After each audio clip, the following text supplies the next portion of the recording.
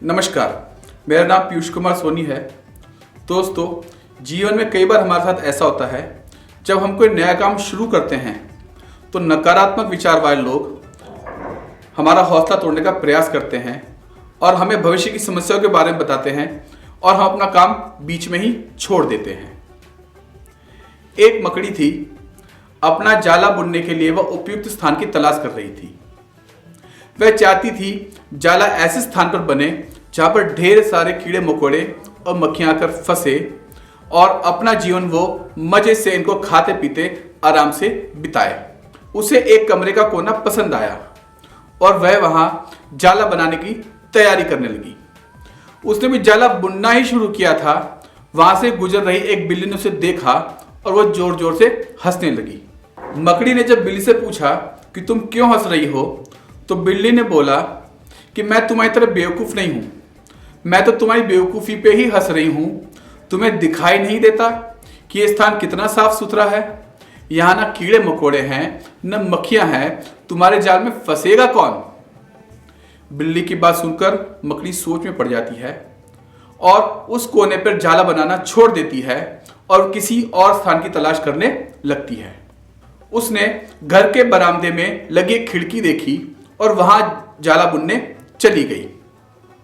उसने आधा जाल बुना ही था, तभी एक चिड़िया वहां आती है और उसका मजाक उड़ाने लगती है और कहती है, अरे मकड़ी, तुम्हारा तो दिमाग ही खराब हो गया है।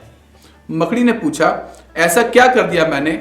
चिड़िया कहती है, जिस खिड़की पर तुम जाला बुन रही हो वहां तेज हवाएं चलती है, तुम्हारा जाला तो उड़ जाएगा, उसमें फंसेगा कौन?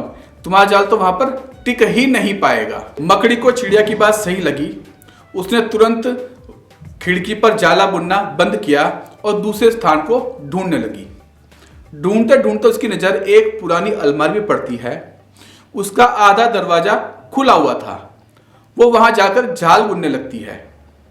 अभी आधा जाल बुना ही होता है तो वहां एक कॉकरोच आता है और कॉकरोच उसको समझाता है कि हे मकड़ी, तुम यहां पर जो है व्यर्थ में ही मेहनत कर रही हो। यह अलमारी बहुत पुरानी हो चुकी है और कुछ समय बाद इसे बेच दिया जाएगा। तुम्हारी सारी मेहनत बेकार चली जाएगी, इसलिए यहां पर जाला मत बुनो। मकड़ी कॉकरोच की बात सुनती है, उसे समझती है और वहां भी वो जाला बनाना छोड़ देती है और किसी और स्थान की खोज करने लगती है। लेकिन इस सब के बीच पूरा दिन निकल जाता है।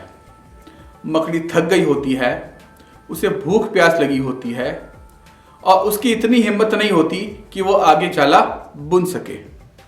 वह थक हार कर एक जगह बैठ जाती है। वहीं एक चींटी भी बैठी हुई थी।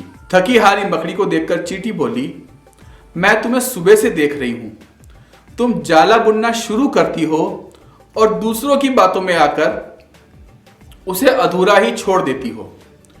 जो दूसरों की बातों में आता है उसका हाल तुम्हारे जैसा ही होता है।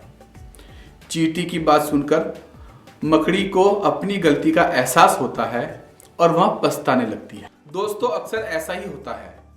हम नया काम शुरू करते हैं और नकारात्मक मानसिकता वाले लोग आकर हमें हतोत्साहित कर लगते हैं, हमारा हौसला तोड़ने लगते हैं।